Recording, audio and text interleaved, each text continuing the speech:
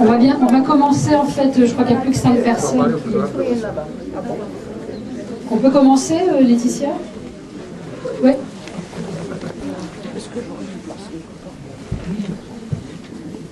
Bonsoir, bienvenue donc à cette séance organisée. Alors c'est un peu exceptionnel ce soir parce que tous les mois le Centre audiovisuel Simone de Beauvoir organise des séances avec des films soit de son fonds d'archives, soit des films extérieurs pour lesquels nous avons eu des coups de cœur. Et ce soir on organise en fait cette séance avec 2 autres associations avec lesquelles nous sommes liés. Alors certaines depuis très longtemps comme l'association Carole Roussopoulos qu'Hélène Flickerger va présenter. Et puis avec une autre association que je connais depuis peu, mais avec qui on s'est tout de suite très bien entendu. C'est avec Polychrome, donc représentée par Renaud Chantraine, qui va aussi dire quelques mots sur ce que sont ces 2 associations. Donc je te passe le micro. Je sais pas, Hélène, tu veux bien commencer? Et ensuite, alors on n'est pas très poli, on commence pas par les invités, mais on présenterait les invités après, si elles veulent bien. Alors bonsoir à toutes et à tous. On est effectivement ravis de cette séance co-organisée avec le Centre audiovisuel Simone de Beauvoir et Polychrome. Donc l'association Carole Roussopoulos, en fait, elle a été fondée juste après la disparition de Carole, donc décédée en octobre 2009 prématurément. Donc pionnière de la vidéo légère et pionnière du mouvement de libération des femmes. Donc l'association a été créée par la famille de Carole Roussopoulos, donc avec moi. Et les missions de cette association sont de conserver, sauvegarder l'œuvre de Carole, mais également donc de gérer ses droits, puisqu'on assure la distribution des films qu'elle a réalisés et co-réalisés, et bien sûr de valoriser son travail. Donc on a mis en place un certain nombre d'éditions, et puis évidemment les films de Carole sont donc disponibles, et vous pouvez nous contacter par le biais du site de l'association www.carole-roussopoulos.com. Et puis l'association a élargi en fait ses missions. Elle est aujourd'hui une plateforme de recherche autour des cinémas militants, de la vidéo légère et du cinéma des femmes. Donc on a aujourd'hui aussi une mission donc étendue dans cette perspective donc de sauvegarder aussi d'autres films et de mener donc un travail de recherche qui en ce moment s'incarne notamment dans le projet Histoire, Mémoire et Bobines féministes, qui est un projet d'annotation de films qui permet de contribuer à une histoire collective du MLF. Voilà donc en quelques mots, et pour le phare je crois qu'on présente le film après. Ah bah, tu as le micro aussi. Oui, donc moi je suis Renaud Chantraine, je suis président de l'association Polychrome, qui est l'association LGBTQI des élèves de l'école du Louvre, qui en quelques mots organise depuis 3 ans des visites guidées, des conférences et des projections autour des cultures des minorités sexuelles, qui ce soir sont pas vraiment minoritaires dans la salle, et qui oui, un minoritaire, et qui est axé aussi beaucoup autour des thématiques de la représentation du corps et du désir. On a déjà travaillé il y a quelque temps avec le Centre audiovisuel Simone de Beauvoir sur des documents vidéo féministes et activistes des années 70 qui sont conservés dans leur collection. On est très content ce soir d'être présent aux côtés de l'association Carole Roussopoulos et des invités qui sont présentes ici, qu'on présentera tout à l'heure, parce que donc, notre intérêt réside dans la transmission de et de la compréhension et de la transmission de ce patrimoine, ou ce matrimoine, comme on veut, qui nous intéresse. Voilà. Merci Renaud de reprendre notre terme de matrimoine qu'on essaie de populariser. Alors je vais demander à nos 3 invités très spéciales de ce soir, Dominique Poggi, Catherine Dedon, Cathy Berenheim, de bien vouloir me rejoindre sur la scène. Devant. Sur la scène. Et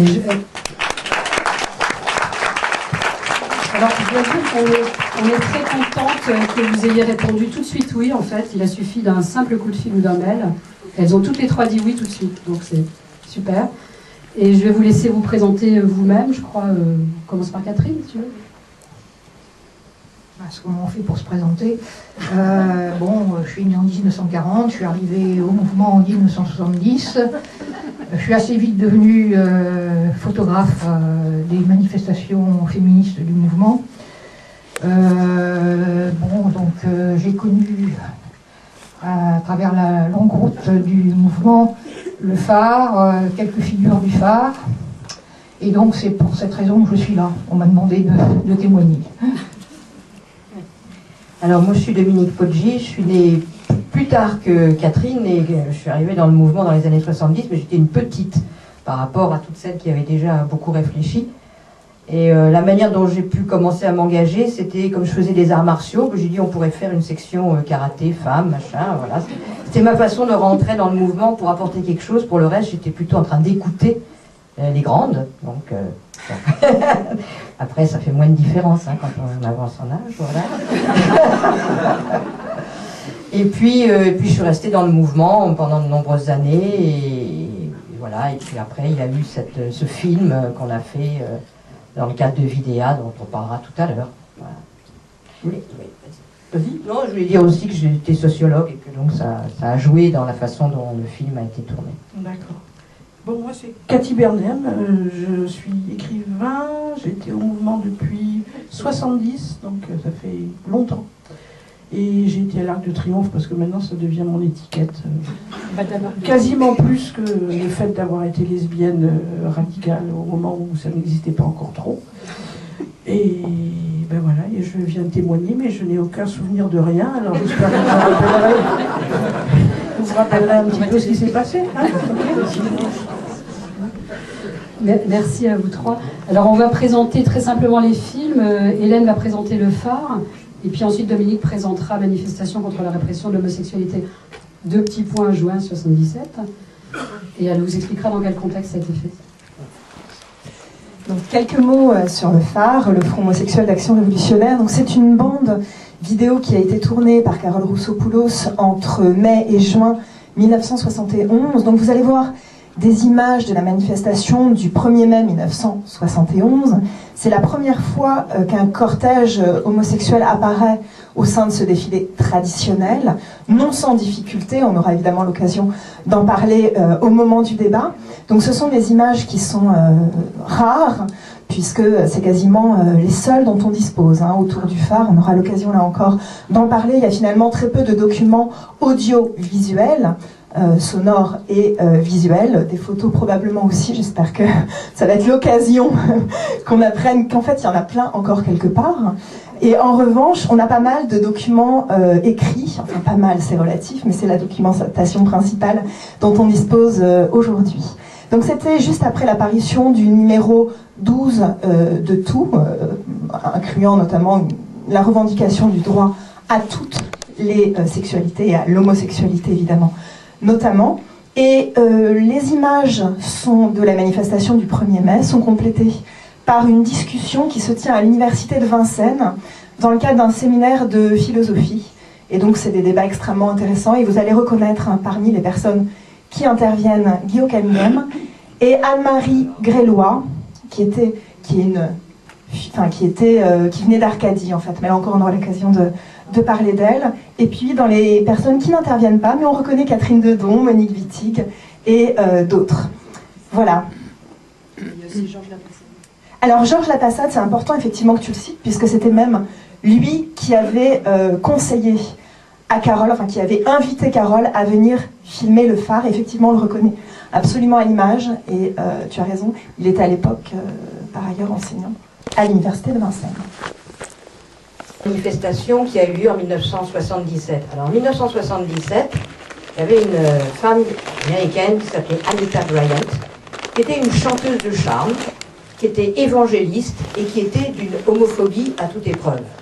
Et donc, comme en Floride, alors elle était en Floride, et en Floride, il y avait une ordonnance qui venait d'être promulguée, qui interdisait de discriminer des personnes en raison de leur orientation sexuelle. Et alors, elle a lancé une campagne pour que cette ordonnance soit supprimée. Et je vais vous citer, voilà, je vais vous citer ce qu'elle disait. Alors, elle était très médiatisée. Si on donne des droits aux gays, il faudra ensuite donner des droits aux prostituées, à ceux qui couchent avec des Saint-Bernard et à ceux qui se rongent les ongles. Textuel. Elle faisait une campagne qui s'appelait Save Our Children, sauver nos enfants. Alors, les débats à l'Assemblée nationale il n'y a pas très longtemps. Et puis elle avait un slogan qui était, écoutez bien, tuer, T-U-E-Z, un homosexuel pour l'amour du Christ. Alors résultat, l'ordonnance anti-discrimination a été abrogée, ainsi que a été promulguée l'interdiction pour les homosexuels d'adopter des enfants. Alors, cette ordonnance, elle est abrogée le 7 juin 1977. Et la manifestation contre la répression de l'homosexualité a eu lieu 3 semaines après. Alors, juste un petit mot sur Anita Bryant avant de passer à la suite. Ça lui a pas porté chance ce qu'elle a fait. C'est-à-dire qu'elle a obtenu ça, mais il y a eu un retour de bâton. C'est-à-dire qu'il y a eu une vraie propagande pro-gay, soutenue par Jane Fonda, Barbara Streisand, Bette Midler, et qui ont eu la bonne idée de faire boycotter les jus d'orange de Floride. Pourquoi les jus d'orange de Floride? Parce que cette femme faisait des spots publicitaires pour les jus d'orange. Et du coup, elle a perdu tous ses contrats. Ce qui fait que 3 ans après, elle a dit « Oh, les homosexuels, c'est des gens comme les autres, mais il ne faut pas leur donner les mêmes droits. » Enfin, elle avait un peu... Voilà. Ça lui a pas apporté chance, quand même. Après, donc cette manifestation, pourquoi on l'a filmée? Parce qu'on a été évidemment très sensible à tout ce qui se passait. Et puis moi, je venais de suivre un stage avec Vidéa. Vidéa, qui était une association de femmes qui transmettait les techniques de caméra légère aux femmes. Et donc, avec celle qui m'avait formée, on a dit, tiens, on pourrait filmer cette manifestation. Et comme j'étais sociologue, moi j'ai eu envie d'aller interviewer, de faire une petite enquête, un micro-trottoir auprès des gens qui étaient là, en leur disant, voilà, c'est les homosexuels, qu'est-ce que vous en pensez? Et donc vous verrez sur le film, à l'époque, on n'avait pas des petits magnétos, j'ai un gros Revox avec un gros micro. Et puis j'ai recueilli comme ça l'opinion du français moyen sur la question, et après on a fait le montage, voilà le film. Merci Dominique. Et donc pour terminer, il y a un petit court-métrage surprise qui a été monté par Laetitia, très rapidement, mais vous verrez pourquoi. Et puis après les films, on laissera place donc au débat et aux questions. Et je vous annoncerai aussi les prochaines séances qui auront lieu au Latina. Donc bonne projection à tous et à toutes. On passe tout en continu, on fait juste une petite pause de 2 secondes pour vos yeux et vos esprits entre chaque film. Merci. Je m'excuse auprès de Dominique. Voilà.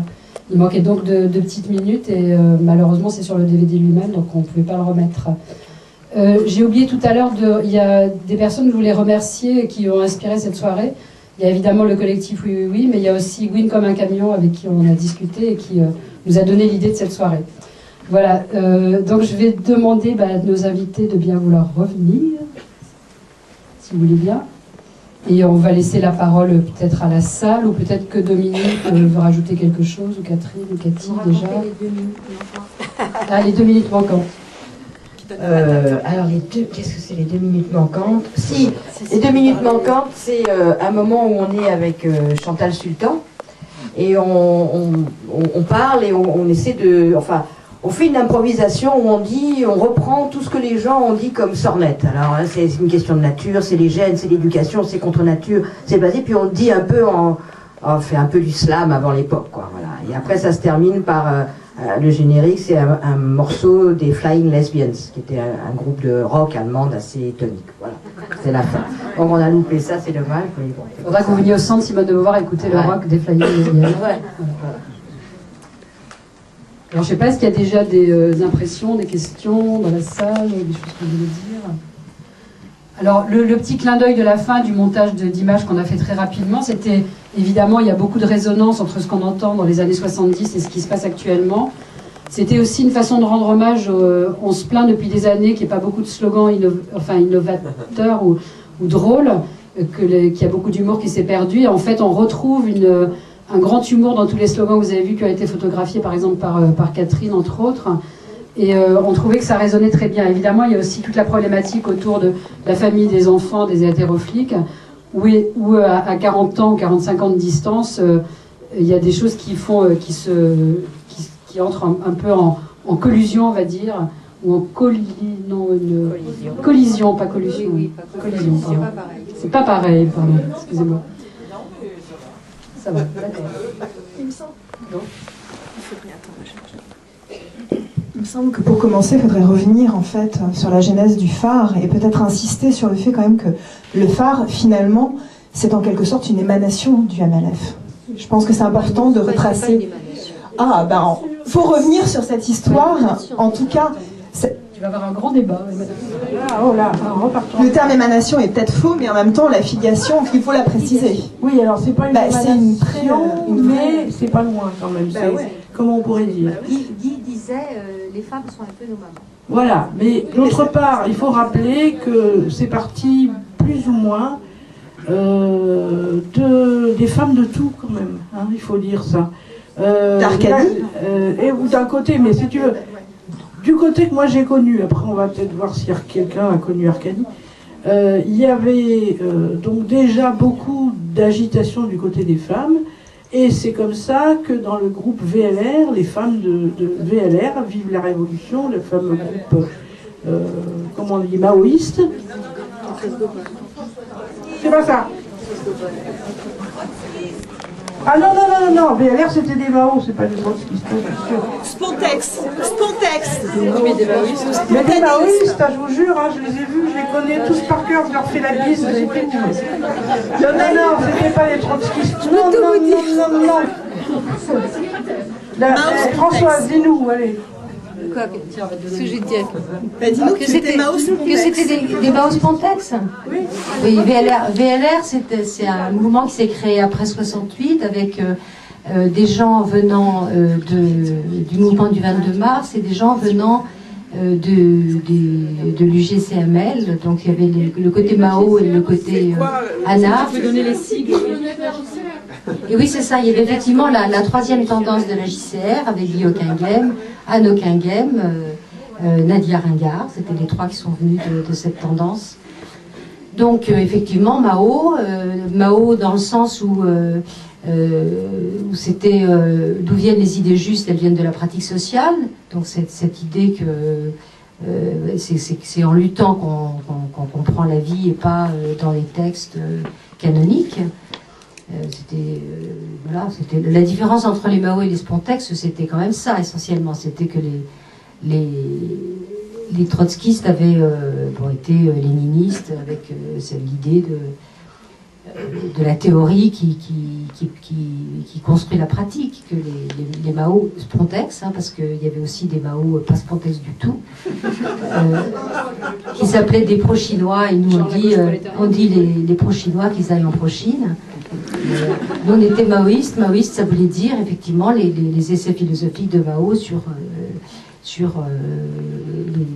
la pratique qui construisait. Alors par rapport, quand tu dis les femmes de VLR, le phare, c'était pas les femmes de VLR, c'était des mecs de VLR.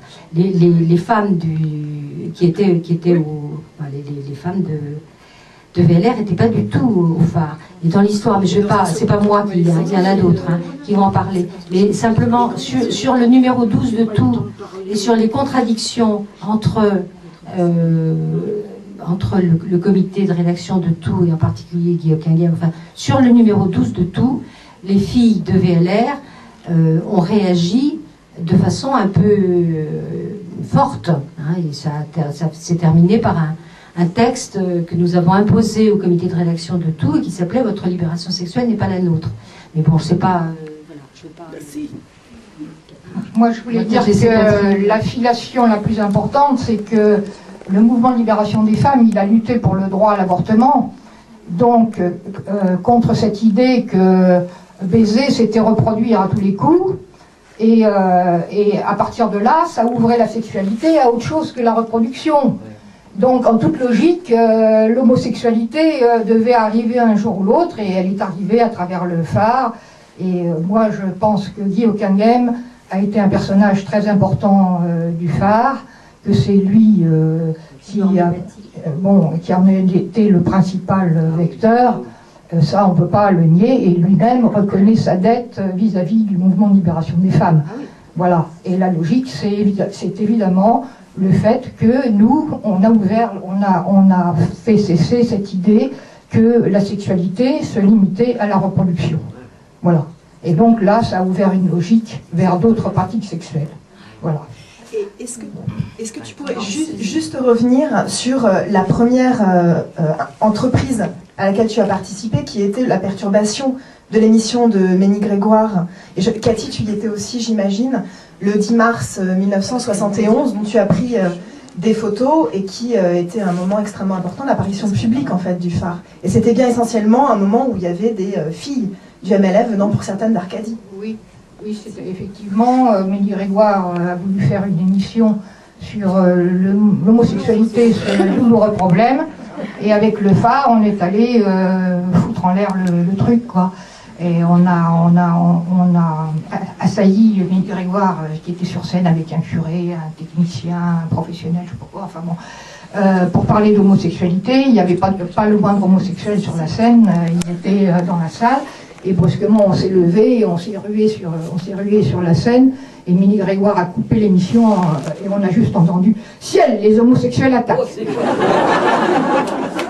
Il faut peut-être dire aux personnes qui ne connaissent pas Ménie Grégoire que c'était une émission de radio très populaire qui a été assez innovante à sa façon parce qu'elle... Donc les personnes pouvaient parler de tous leurs problèmes, puisqu'on parlait toujours du problème homosexuel à l'époque. Et donc elle était très très écoutée, donc c'était vraiment une action remarquable parce que c'était vraiment, il y avait beaucoup d'écoute et donc ça a marqué les auditeurs de la radio. Mais je repasse la parole à Cathy qui voulait ajouter quelque chose. Non, ça va, ça y est, je crois qu'on a fait le tour, là, on peut continuer à avancer. Le seul truc que je me demandais, c'est en quoi, s'il y a des gens qui sont intéressés par... on ne peut pas rentrer dans les détails. Moi, je commençais à dire que les lesbiennes se sont posées des questions très vite dans le mouvement des femmes. Hein, à partir du moment, même c'est notre amie Catherine qui a ouvert la brèche, on en avait bien besoin. C'était des réunions qu'on faisait, qu'on appelait des groupes de prise de conscience, pas de crise de conscience. Et en fait, à un moment donné, quelqu'un a dû lancer un salle lesbienne, comme ça arrivait tout le temps dans la société. Tu peux raconter. Ben, si vous voulez, il y a c'était l'époque des... Comment on appelle ça, les Petites Marguerites. On s'était appelé les Petites Marguerites et on se réunissait chez Monique Wittig. On ne se quittait plus, on se racontait comment on se sentait, comment on se ressentait. Et un jour, il y a une fille qui nous parle d'une affiche, et puis on ne voyait pas du tout ce que c'était que cette affiche.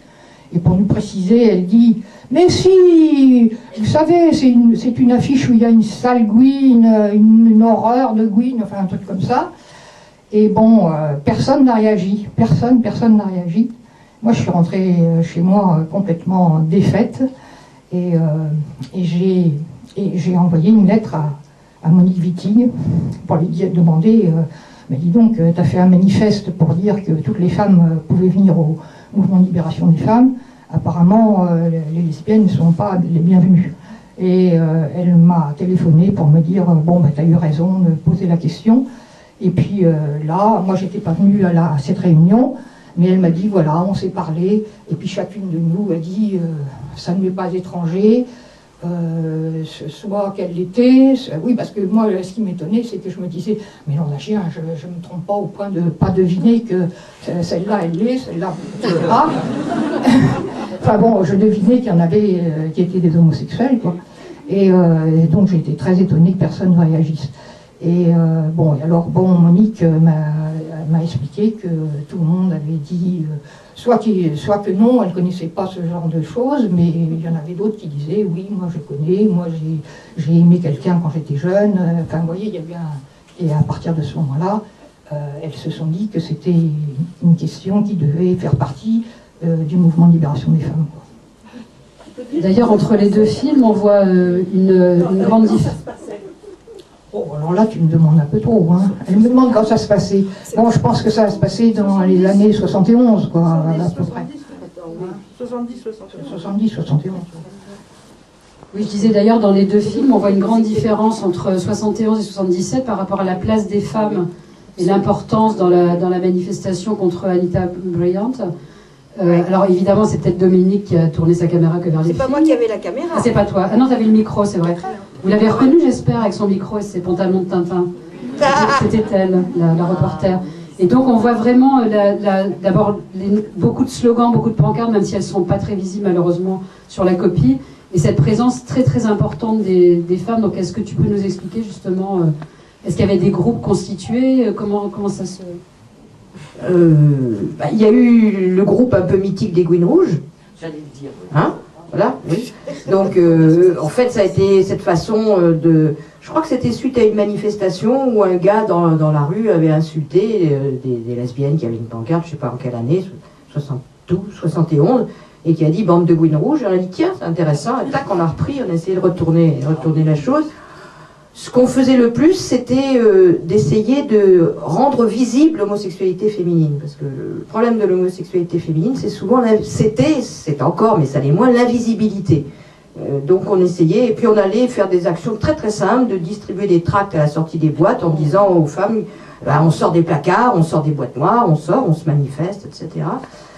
Et il y avait pas mal de débats, de discussions au sein du mouvement sur la place de la lutte pour les droits des homosexuels, les droits des lesbiennes. C'était un peu compliqué, pas seulement en France, hein, c'est-à-dire que il y avait un peu des choses qu'on retrouve dans le film sur le phare, et il y avait des fois une tendance à vouloir que le mouvement de libération des femmes soit quand même assez correct, qu'on n'affiche pas trop qu'on était, parce que c'était aussi la presse qui disait c'est toutes des mal baisées, c'est toutes des lesbiennes, etc. Donc il a fallu parfois qu'on insiste un peu pour pouvoir faire avancer l'idée que les lesbiennes ont des droits, etc. Donc ça c'était un peu... voilà, et je pense que cette manifestation, ça a été l'occasion aussi pour les lesbiennes d'apparaître, c'était pas une manifestation très massive, mais au moins d'apparaître. Voilà. Et d'autre part, moi ce que j'ai envie de dire en ayant revu le film sur le phare, je trouve que les choses ont beaucoup changé, mais qu'en même temps, elles n'ont pas tant changé que ça et qu'elles se sont déplacées. Par exemple, dans le film sur le phare, on entend, au fond, les partis politiques disent l'homosexualité c'est une décadence bourgeoise. On n'entend pas trop ça maintenant en France à gauche, mais quand on regarde dans le monde, le nombre de pays qui disent c'est une dégénérescence de l'Occident. Et donc c'est comme si le besoin de marginaliser et de mettre des étiquettes péjoratives s'était déplacé, quoi. Il y a une espèce de déplacement. Et moi, je suis assez inquiète par moment de ce qui se passe au niveau mondial par rapport à l'homosexualité et par rapport aux droits des femmes. Et c'est lié aussi, on le voit tout le temps. Et le discours de Taubira fait tout le temps le lien entre le droit des homosexuels et le droit des femmes. D'ailleurs, c'est intéressant que tu dis ça, Dominique, parce qu'on a montré ici un film qui s'appelle Sortir du Kouta sur la situation des homosexuels, des gays et des lesbiennes au Cameroun, et où on voit tout à fait ça, c'est-à-dire qu'on dit que c'est importé, c'est quelque chose qui vient de l'extérieur, qui vient de l'Occident, et aussi qui est aussi dans la classe dirigeante. Donc il y a toujours cette idée que c'est lié à la bourgeoisie, aux occidentaux et aux gens qui ont le pouvoir. Donc c'est tout à fait vrai. Oui, mais ce qui m'a frappé dans le phare, c'est justement cette histoire de bourgeois. Ils l'ont aussi dans la bouche. D'ailleurs, ça, c'était aussi sur l'avortement, on avait le même coup, c'est-à-dire qu'il y avait les classes ouvrières qui étaient les personnes valables pour le droit à l'avortement, mais Madame Pompidou, alors là, il fallait surtout pas en entendre parler pour le droit à l'avortement. On faisait une division entre les bourgeoises et les autres sans arrêt, quoi. Et là, on sent que c'est la même chose. Il y a les bourgeois, les homosexuels qui sont des révolutionnaires par essence, et puis les bourgeois qui sont le pire du pire, quoi. Alors que, bon, les homosexuels, il y en a plein dans la bourgeoisie, il y en a un peu moins peut-être dans les d'autres classes sociales, parce qu'ils sont beaucoup plus réprimés encore par les ouvriers que par les bourgeois. Voilà, ça c'est dans le phare, là il y a une sacrée confusion dans les têtes, quoi. On est très lutte des classes, hein, on descend des gauchistes, quoi. Allez-y, si vous pouvez vous présenter. Oui, donc moi je voulais revenir sur le culot qu'on avait eu pour aller chercher cette insulte suprême qui était les Gouines et s'approprier ce terme pour en faire autre chose. Oui, des Gouines, oui, ok. On est des Gouines. Je veux dire, fallait imaginer ce culot. Est-ce qu'on peut se remettre dans cette époque où on a eu ce culot-là? Voilà, c'est ça. J'insiste là-dessus. Voilà, c'est tout. Comme justement dans Les Invisibles, on a vu ce que c'était avant. Moi, ce que je voudrais surtout insister sur le fait, j'ai quand même un peu pas réussi à dire exactement ce que je voulais dire tout à l'heure. La question étant que ce qui m'a frappé, moi, quand j'ai approché les hommes du phare, parce que bon, on avait donc eu ces discussions sur être lesbienne. Il y a même eu des réunions à l'intérieur du mouvement des femmes, dont je me souviens, qui m'ont été aussi insupportables que si j'avais été avec les hétéroflics, comme appelait notre amie Anne-Marie, parce que tout d'un coup, il y avait des espèces d'objets de curiosité qui étaient les lesbiennes autour des femmes en voie de libération, qui nous disaient, dites-nous comment ça fait. Et moi, je me disais, ça, j'ai déjà entendu ça de la part des hommes, je vois pas pourquoi les femmes me posent cette question, elles ont qu'à aller voir elles-mêmes, si ça leur pose des problèmes. Et du coup, je me rappelle être sortie avec Monique Wittig, notamment, d'une réunion où on s'est dit, bon, mais maintenant, ça suffit comme ça, vous êtes toutes entre vous. Alors, c'était effectivement un certain groupe, je ne le nommerai pas, qui avait organisé cette... c'était Psyché Pro, mais c'était pour une grande discussion sur qu'est-ce que c'est que l'homosexualité féminine. On n'avait pas eu idée que nous, on était les homosexuels et elles, rien. Surtout qu'on les voyait de près, on voyait de quoi il s'agissait. Donc, alors, la question qui s'est posée après, si vous voulez, pour nous, c'est que sont arrivées les femmes qui étaient déjà dans d'autres organisations homosexuelles mixtes, comme Arcadie, qui se sont alliées avec le phare. Et nous, on a commencé à connaître le phare, justement, à travers Guillaume Kengem et d'autres garçons. Et ce qui m'avait intéressé à ce moment-là, c'est qu'il disait, on a un autre rapport à la classe ouvrière quand on couche avec elle. Moi, je trouvais ça très intéressant. C'était un des points fondamentaux. Et quand il disait classe ouvrière, il parlait aussi à l'époque, attention, on était en 70, il parlait aussi des immigrés, qui étaient encore considérés comme plus ou moins des sous-hommes pas très organisés, qu'il fallait peut-être sortir de leur bidonville et leur machin et leur truc, mais pas une seconde comme des êtres humains. Or, tout d'un coup, nos copains du phare, notamment, et notamment Guillaume Kengem, qui avait un discours très structuré là-dessus, expliquaient que, bon, ben, coucher avec un homme, ça suppose de le comprendre mieux, de savoir que c'est un homme comme vous, etc. Et justement, de refuser le fameux rapport de force qui avait toujours lieu entre les femmes et les hommes, entre les hommes positifs, passifs, ceux qui ne le sont pas, etc. Donc ça, c'était un discours de libération sexuelle. Il se trouve qu'après, ce discours de libération sexuelle, à mon avis, a été subverti par les faits, c'est-à-dire par ce qui s'est passé réellement. Dans les AG du phare notamment, où ils ont commencé à se draguer comme des bêtes, et nous, alors, on était vraiment, désolé, mais ça ne nous intéressait pas du tout. Voilà. Et la scission entre phare et les femmes du mouvement s'est faite là. Et c'est après que les femmes homosexuelles du mouvement se sont structurées en tant que lesbiennes. Bon, et pour dire, après je parlerai plus comme ça, vous aurez d'autres... Et pour dire, c'est là où moi, je dis non, je ne veux pas plus l'étiquette. Quand j'étais dans la société hétérosexuelle, quand j'étais en face des gens qui ne pratiquaient pas mon type de sexualité, il n'est pas question maintenant que je l'endosse en face des femmes qui pratiquent mon type de sexualité.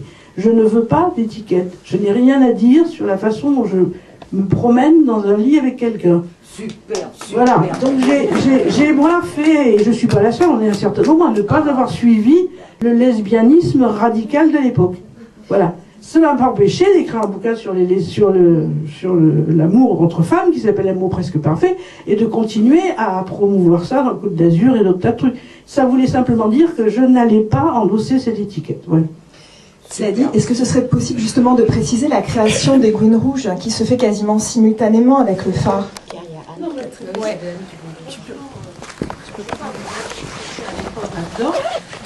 Le mot Gouine Rouge a peut-être été dit par un homme dans une rue, mais il a été surtout employé par Psyché Pro contre le groupe qui s'appelait les Petites Marguerites, etc., et où étaient la plupart des femmes supposées lesbiennes ou le disant du mouvement. Et donc ça a été quelque chose, enfin, dans cet antagonisme qui nous a complètement liquidés, d'ailleurs pour ce qui me concerne en tout cas. Donc les Gouines Rouges, c'est vraiment une espèce d'imposition et qu'on a repris effectivement à notre compte. Après, on était les Gouines Rouges et on se baladait comme tel.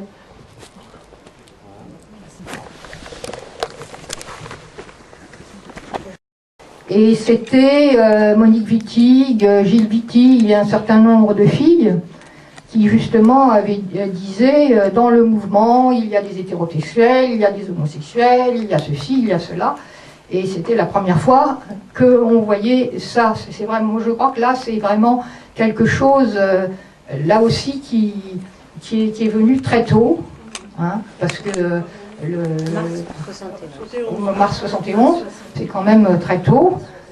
Donc, bon, il y avait eu mon intervention à l'intérieur des Petites Marguerites, et tout de suite après, il y a eu ce petit texte fait par Monique Wittig, Gilles Wittig et un certain nombre d'autres femmes dont je ne me souviens plus. Et voilà, bon, c'est important, je crois, de le dire pour comprendre toute la suite des événements. Alors, est-ce qu'il y a des... J'ai vu un bras se lever tout à l'heure, mais...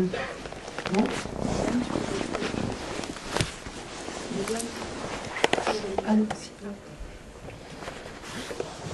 Oui, moi je voulais revenir un peu au présent, reprendre ce que disait Dominique tout à l'heure, qui me paraît tout à fait important.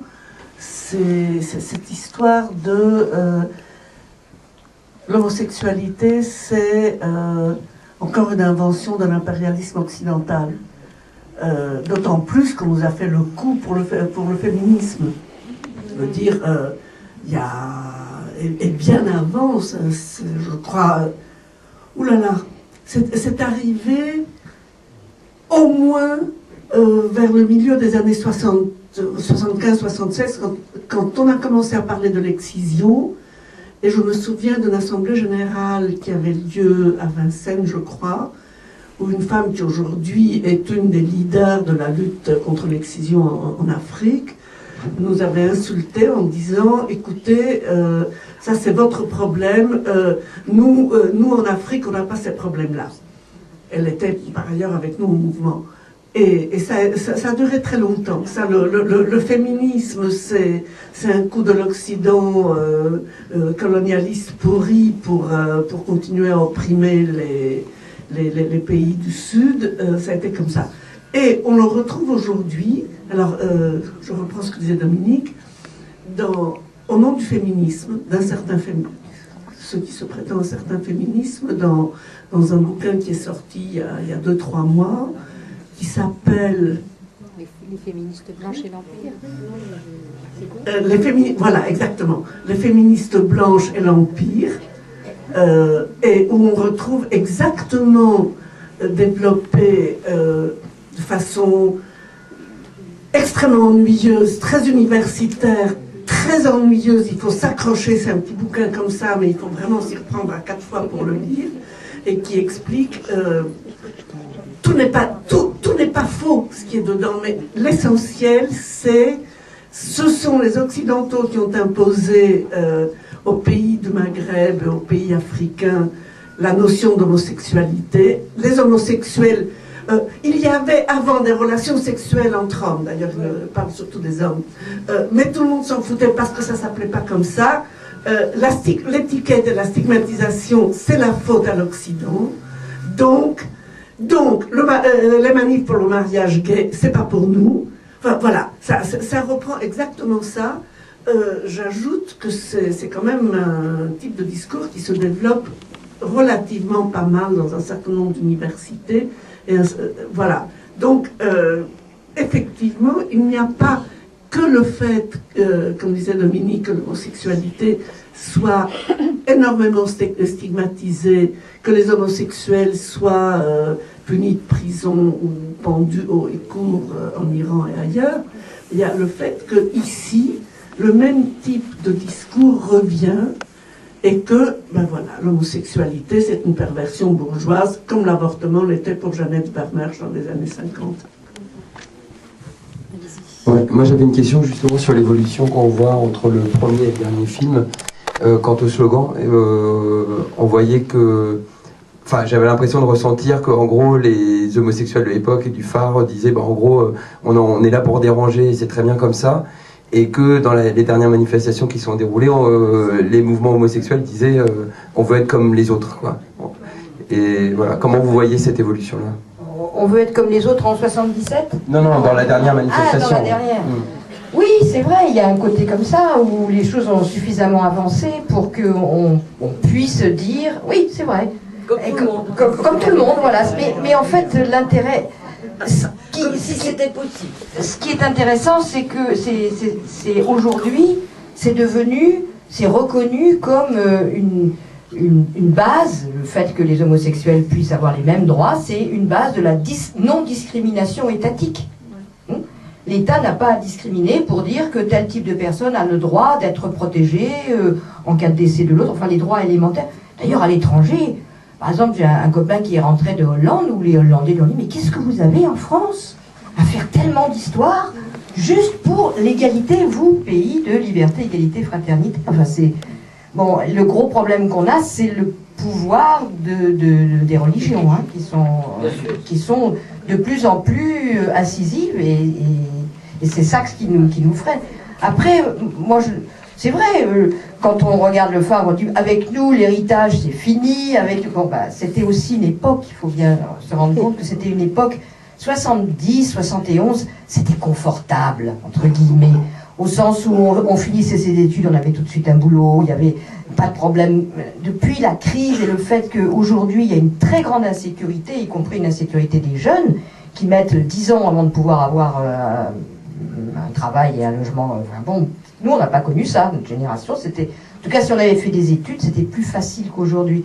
Donc aujourd'hui, il y a besoin, je pense, d'un peu plus de sécurité. C'est vrai qu'il y a un repli sur la famille, parce que le système économique, financier affole, donc on a envie aussi peut-être un peu...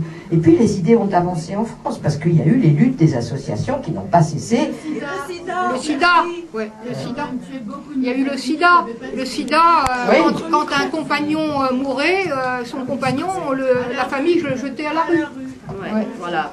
Donc voilà, le sida, ça a été très important pour que plein de gens ne se suffisent pas du Pax, parce que le Pax, ça ne protège pas du tout le conjoint. Donc les gens, ils ont voulu aller plus loin, ils veulent des droits égaux, et je pense que on n'a pas grand-chose à dire pour ça. Ceci dit, moi, quand je voyais dans la manif les homosexuels vont renforcer le mariage, ça me faisait un peu chier quand même. Hein, mais bon, nous aussi, hein, le mariage, la famille, on était absolument contre. Mais on a tellement transformé les choses que maintenant, on s'en fout un peu du mariage, quoi. Non, mais ce que je voulais dire, c'est ça, c'est que c'est pas la même famille. Hein. C'est les mêmes mots, mais c'est pas la même famille. C'est le même amour, mais c'est pas le même amour. C'est la même société, mais c'est pas la même société. Donc ça, on oublie un peu, hein, parce que ce dont on se souvient pas, c'est ce qui s'est passé avant, heureusement, parce que sinon on serait tassé par le poids des années. Et en fait, pas du tout. Le truc, c'est qu'on partait d'une société qui était totalement différente de ce qu'elle est aujourd'hui. Au point, je vous dis que moi, la première fois où j'ai trouvé vraiment la plus grande libération qui m'est arrivée dans ma vie, c'est de m'acheter un ticket RATP spécial manifestation homosexuelle qu'ils avaient édité exprès pour qu'on aille à la manif. Et alors là, moi, j'étais ahurie. Je me disais, mais ça y est, on est arrivé. Oui, c'est dans les années 90. Oui, c'est la on est arrivé. Et donc, si vous voulez, pour moi, le 97. mariage, maintenant, ça me pose aucun problème. Je n'ai aucun problème. Parce que quand j'avais 15 ans, le moment où on se pose des questions sur qui suis-je, où vais-je, comment et avec qui, il y avait toujours cette question de l'homosexualité entre moi et les autres. C'était toujours ce qu'il fallait que je dise à un moment donné, quelque part, que je me déplace pour expliquer que, et pourtant c'est quand même moi, quand même toujours. Et toutes ces choses qu'on a connues et que maintenant, on n'est pas obligé de se débarrasser de nous-mêmes pour devenir homosexuel. On est comme on est, voilà. Et ça n'existait pas dans les années 60. Dans les années 60, on avait notre moi social, qu'on présentait bien, et pour d'autres choses aussi, les femmes ont connu ça sur des tas d'autres choses, hein. Et puis les hommes aussi dans leur rôle imposé, mais surtout, on n'était pas nous-mêmes, quoi, je veux dire. Aujourd'hui, on est nous-mêmes, voilà. Et ça change fondamentalement le rapport de la société à nos mouvements et à ce qu'on voulait. C'est pour ça aussi que cette histoire de révolution nous paraît très bizarre, parce que moi je vois tous ces documents, on parle toujours de révolution, je me dis mais qu'est-ce qu'on voulait? On voulait juste que ça bouge, et ben voilà, ça a bougé. Je mettrais juste peut-être un petit bémol sur... puisqu'on sait qu'il y a beaucoup de jeunes gays et de lesbiennes qui sont obligés de partir de chez eux et qu'en France, il y a un seul endroit où ils sont accueillis qui s'appelle le refuge, et que le refuge n'a plus assez de place pour les accueillir. Donc ça a changé, mais il y a encore des gens qui, comme tu expliques très bien, 15 ans aussi, ben voilà, ils ne peuvent pas dans leur famille en fait s'affirmer en tant que tel. Je voulais juste rajouter ça. Juste un truc juridique. Oui, non, mais c'était aussi, je voulais dire que dans les années 70, et c'était plus confortable sur le plan économique, et c'était terriblement inconfortable parce qu'on avait du mal à faire un coming out dans les années 71, 72, 60. C'était difficile, c'était dangereux, on pouvait se faire virer de son boulot, on sentait donc que aujourd'hui c'est moins inconfortable, mais c'est plus insécurisant, voilà. Et le contexte juridique aussi, je pense qu'il faut le rappeler quand même, oui, que depuis l'amendement Mirguet, en tout cas déjà de 1960, l'homosexualité a été classée parmi les fléaux sociaux, et d'où le retournement « nous sommes un fléau social », aux côtés de l'alcoolisme et de la tuberculose, que la France avait adopté également le classement, en 1968, l'homosexualité comme classement parmi les maladies mentales. Donc je pense que tout ce contexte-là, il faut vraiment le rappeler, l'OMS, absolument, l'Organisation mondiale de la santé. Et par ailleurs, en France, il y avait aussi une inégalité juridique pour les actes hétérosexuels et homosexuels, puisque la majorité hétérosexuelle et homosexuelle n'était pas placée au même âge. En l'occurrence, les actes hétérosexuels étaient autorisés à partir de 15 ans, si je ne m'abuse. Et c'était, ou 16 ans, j'ai un doute là. 16 ans, voilà. 15 ans, donc j'avais raison, d'accord. 15 ans, merci Antoine. Et puis, pour les actes donc homosexuels, 21 ans, la majorité légale. Donc je repasse le micro dans la salle. Oui, pour aller dans le sens que vient de dire Dominique, c'est que j'ai en souvenir une manif où, près de la Bastille, où nous étions coincés dans une rue qui était relativement étroite. On se faisait insulter par la CGT, enfin les gros bras de la CGT de l'époque, mais insulter comme c'était pas possible, hein, du style va faire la vaisselle à ton mec, enfin bref, je peux pas redire toutes les insanités. Alors d'un côté de la rue, il y avait les CRS qui nous attendaient, et de l'autre côté de la rue, il y avait les gros bras de la CGT qui nous attendaient. Ben, je vous donne en mille quel côté de la rue on a choisi. Les CRS. Exactement, on a choisi les CRS, parce qu'eux, ils ne bougent que sur ordre. Voilà. Donc on est passé entre deux bataillons de CRS, c'était costaud. Donc à cette époque, on se faisait quand même salement incendier, hein. Vraiment salement incendier. Hein. Je confirme complètement. Oui, on voit que Paris, ici à l'image, puisque ça a été filmé à Paris, mais il y avait des manifestations en province, en région, où il y a eu des heurts physiques. Puisque ça c'est en fait il y a eu plusieurs manifestations à l'intérieur des cortèges du 1er mai sur plusieurs années, et il y a eu des heurts vraiment violents en fait avec la CGT, comme vous l'expliquiez. C'était la CGT qui frappait en fait les militants.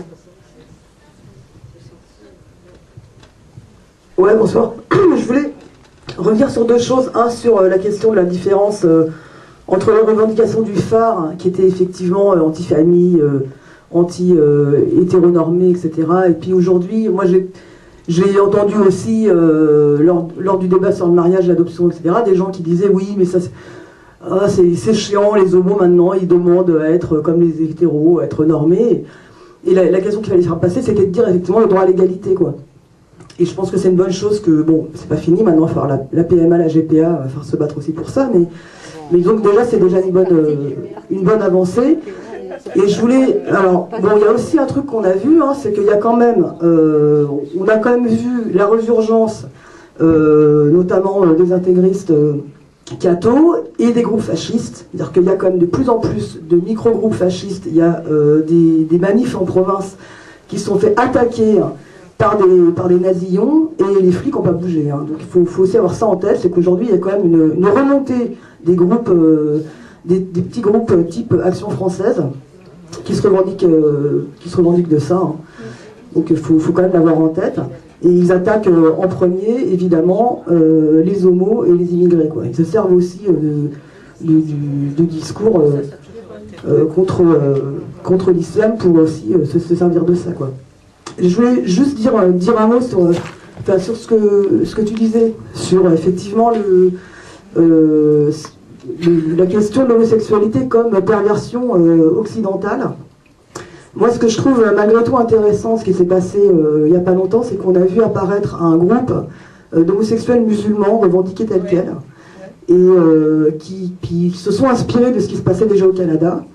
Et eux, justement, eux, ce qu'ils disent, c'est que la condamnation de l'homosexualité dans les pays, dans les anciens pays colonisés par l'Angleterre, sont venues de l'Angleterre, en fait. C'est-à-dire que c'était les lois de Victoria, qui étaient hyper homophobes, et alors qu'avant, il y avait une certaine tolérance vis-à-vis de l'homosexualité.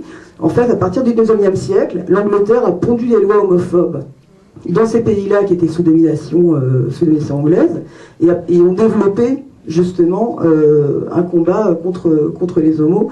Et je pense que c'est aussi important, lors des débats qu'on a eu là, c'est aussi important, je pense, d'essayer d'avoir un discours inclusif, c'est-à-dire de dire, aussi d'accueillir notamment les gens qui sont doublement opprimés, ou qui ont la double oppression ou la triple oppression, c'est-à-dire les gens qui sont issus des quartiers, qui sont issus de l'immigration, qui se prennent déjà le racisme dans la gueule, et qui en plus, s'ils sont femmes, homo, etc., ils s'en prennent encore plus. Donc je pense que le discours, enfin moi c'est en ça que j'aime le phare, hein, notamment, c'est parce que Nottingham notamment a développé ça. Son discours sur la classe ouvrière, c'est ça, c'est-à-dire qu'il disait, ok, il y avait peut-être une caricature de discours, mais quand il disait les bourgeois, on s'en fout, c'est parce qu'effectivement, à l'époque, les bourgeois, ils n'avaient pas de problème, enfin, ils pouvaient se montrer, ça passait à la limite, ouais, parce que c'était considéré comme un truc de riche, à la limite. Et effectivement, les prolos, ils étaient tous placards, quoi.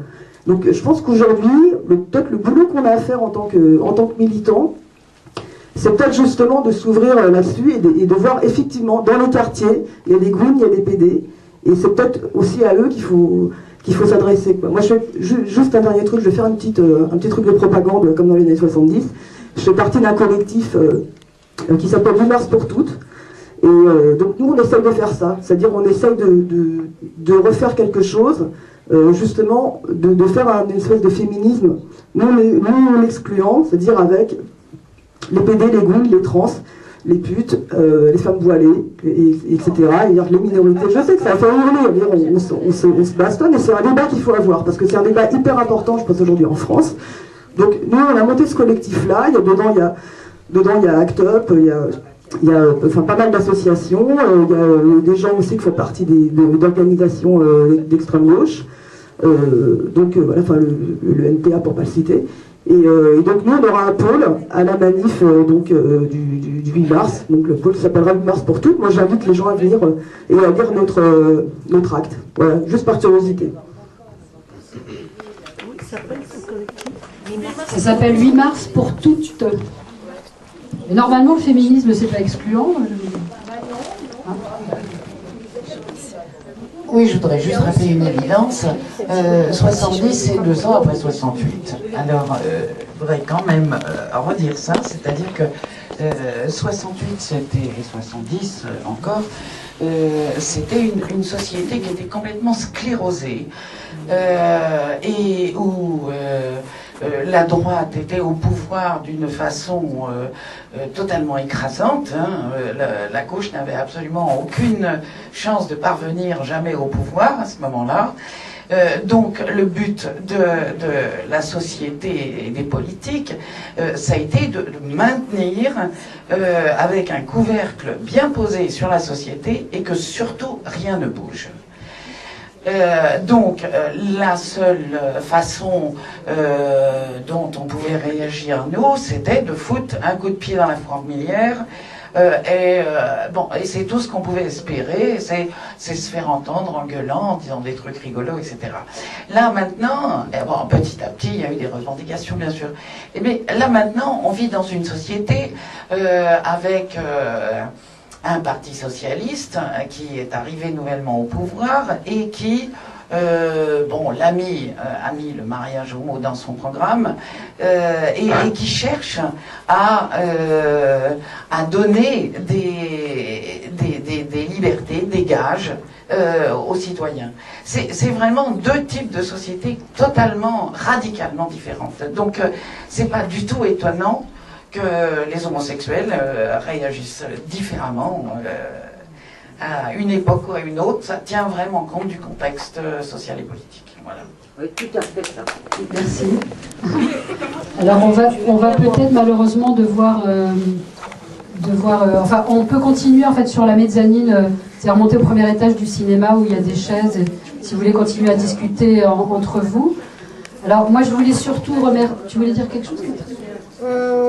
Catherine va oui, je voulais dire que la manif autour de Frigide Barjot, ce qui était assez évident, c'est qu'elle avait absolument standardisé tous les slogans, ils avaient distribué leurs slogans et il n'était pas du tout question que les gens s'expriment personnellement, et c'est bien la différence avec la manif du dit mariage pour tous, là où les gens s'exprimaient vraiment très librement. Et je pense qu'elle a fait ça parce qu'elle avait trop peur qu'il y ait des trucs homophobes qui sortent, hein, ils prétendent qu'ils ne sont pas homophobes, etc. Mais pourquoi ils ont verrouillé à ce point la parole des gens? C'est bien évident qu'ils ne voulaient pas que ça déborde, quoi. Il y a eu trop de trottoirs dans cette manif, très bref, et effectivement les paroles n'étaient pas homophobes. On va terminer par une dernière intervention. Oui, moi je voulais revenir sur justement le mariage pour tous, comme tout le monde. C'est le grand combat des jeunes homos. Je vois ça dans les débats que je mène à partir du film Les Invisibles. Et bon, moi ce que je voudrais signaler, c'est que là, c'est pas une raison pour arrêter tout combat. Voilà ce qui se passe. Ce que je crains, c'est que ce soit terminé. On est comme tout le monde et on va s'arrêter là. Or que ce serait tout à fait un manque de vigilance. Ce serait très dangereux parce que on n'est pas arrivé au bout de nos peines pour convaincre les autres que cette façon d'aimer, c'est naturel. C'est naturel pour certains d'entre nous. En tout cas, c'est tout à fait naturel. Et on n'a pas encore convaincu là-dessus. Voilà ce que je veux dire. C'est très important que les jeunes pensent que le combat ne s'est pas arrêté avec la bague au doigt. Voilà. Très bien, bravo. Oui, je voulais vivement remercier à la fois Catherine Ledon, Dominique Poggi, Cathy Bernheim. Excusez-moi, j'ai oublié votre nom. Monique Isli, voilà. Et toutes les personnes donc, qui ont préparé donc, ce programme Polychrome, l'association Carole Roussopoulos. Et je vous invite à venir évidemment découvrir d'autres films, notamment le 28 mars, on va présenter un film suisse qui s'appelle Ciné-Journal au féminin. Alors ça paraîtrait un peu cucul-la-praline comme titre, mais c'est une étude en fait sur les actualités de la télévision suisse et notamment le rôle des femmes ou le non-rôle des femmes dans ces actualités. Et Lucienne Lanas viendra de Suisse, en fait du Jura bernois où elle habite, pour présenter ce film. Et le 25 avril, on passera ici le film L'Ordre des mots de Mélicia et Cynthia Hara, qui est en fait un film où témoignent des personnes qui font partie du mouvement trans et intersexe en France. Et c'est un film qui va sortir en DVD, donc en fait on le fait avec la société de distribution 360 degrés et même plus, qui est basée à Marseille et qui va sortir ce DVD. Et je vous conseille vivement de découvrir ce film si vous ne l'avez pas vu. Il est passé dans quelques projections et notamment au Festival de films gays et lesbiennes Paris, mais il est peu connu. Et il mérite vraiment, vraiment d'être connu. Donc, 28 mars, Ciné-Journal au féminin avec Lucienne Lanas. 25 avril, L'Ordre des mots. Les personnes qui ne sont pas sur nos listes peuvent laisser leur mail ou téléphone et puis on leur enverra les informations pour qu'elles soient tenues au courant. Et si les films que vous avez vus ici vous intéressent, il y a à la fois Le Phare qui est en vente à l'association Carole Roussopoulos et Manifestation contre la répression qui est en vente au centre, avec bien d'autres titres. Vous pouvez voir sur les sites des différentes associations et suivre les activités de Polychrome aussi avec Renaud qui s'est caché dans son petit coin et qui n'a pas beaucoup parlé, mais Polychrome est très actif et mène beaucoup de réunions. Et Elisabeth veut dire quelque chose. Ah, et Travelling Féministe. Ouh là là, je vais me faire battre. J'ai oublié. Travelling Féministe, c'est en fait une initiative commune donc à la fois des universitaires, des curateurs, curatrices, archivistes, etc., qui travaillent autour des archives du fonds audiovisuel, du Centre audiovisuel Simone de Beauvoir. Et donc on a organisé déjà un certain nombre de séminaires, de journées d'études, il y aura également des résidences d'artistes, et on a un blog qui va bientôt se transformer en site, travelingfeminist.com. C'est ça, Elisabeth? .org. C'est pas .org, je crois qu'on a choisi .org. Alors vous allez sur le site du Centre Simone de Beauvoir, pardon, et ça vous renverra au site de Travelling Féministe. Merci. Et j'ai une dernière précision du coup de calendrier aussi. Il y aura une projection organisée par l'association Carole Rousseau-Poulos lundi prochain, le 4 mars, au laboratoire d'Aubervilliers, Aubervilliers qui est la ville où est basée l'association Carole Rousseau-Poulos. Et dans le cadre de cette séance, en fait, on montrera... Notre intérêt réside dans la transmission de et de la compréhension et de la transmission de ce patrimoine ou ce matrimoine, comme on veut, qui nous intéresse. Voilà. Merci Renaud de reprendre notre terme de matrimoine qu'on essaie de populariser. Alors je vais demander à nos trois invités très spéciales de ce soir, Dominique Poggi, Catherine Dedon, Cathy Berennem, de bien vouloir me rejoindre sur la scène. Devant. Sur la scène. Alors, je dois dire qu'on est très contente que vous ayez répondu tout de suite oui, en fait. Il a suffi d'un simple coup de fil ou d'un mail. Elles ont toutes les trois dit oui tout de suite, donc c'est super. Et je vais vous laisser vous présenter vous-même, je crois. On commence par Catherine, si tu veux. Comment on fait pour se présenter? Je suis née en 1940, je suis arrivée au mouvement en 1970. Je suis assez vite devenue photographe des manifestations féministes du mouvement. J'ai connu à travers la longue route du mouvement le phare, quelques figures du phare. Simone de Beauvoir et Polychrome. Donc l'association Carole Rousseau-Poulos, en fait, elle a été fondée juste après la disparition de Carole, donc décédée en octobre 2009, prématurément. Donc pionnière de la vidéo légère et pionnière du mouvement de libération des femmes. Donc l'association a été créée par la famille de Carole Rousseau-Poulos, donc avec moi. Et les missions de cette association sont de conserver, sauvegarder l'œuvre de Carole, mais également donc de gérer ses droits, puisqu'on assure la distribution des films qu'elle a réalisés et co-réalisés, et bien sûr de valoriser son travail. Donc on a mis en place un certain nombre d'éditions, et puis évidemment les films de Carole sont donc disponibles, et vous pouvez nous contacter par le biais du site de l'association www.carole-rousseaupoulos.com. Et puis l'association a élargi en fait ses missions. Elle est aujourd'hui une plateforme de recherche autour des cinémas militants, de la vidéo légère et du cinéma des femmes. Donc on a aujourd'hui aussi une mission donc étendue dans cette perspective de sauvegarder aussi d'autres films et de mener donc un travail de recherche qui en ce moment s'incarne notamment dans le parc.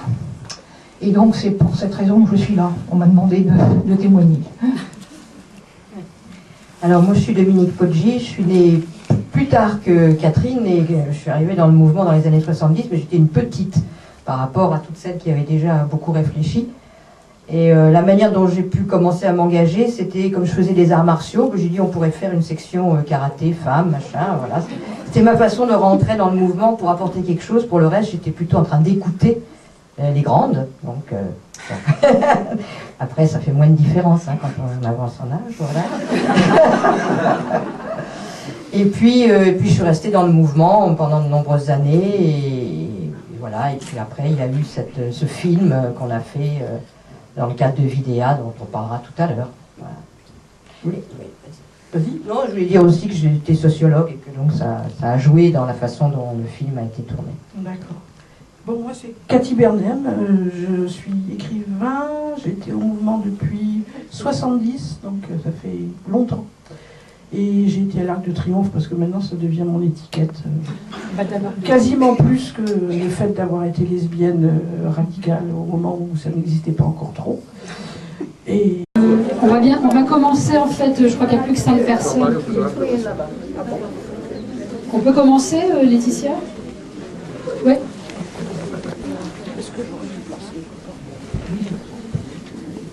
Bonsoir, bienvenue donc à cette séance organisée. Alors c'est un peu exceptionnel ce soir parce que tous les mois le Centre audiovisuel Simone de Beauvoir organise des séances avec des films soit de son fonds d'archives, soit des films extérieurs pour lesquels nous avons eu des coups de cœur. Et ce soir, on organise en fait cette séance avec 2 autres associations avec lesquelles nous sommes liés. Alors certaines depuis très longtemps, comme l'association Carole Roussopoulos, qu'Hélène Flécager va présenter.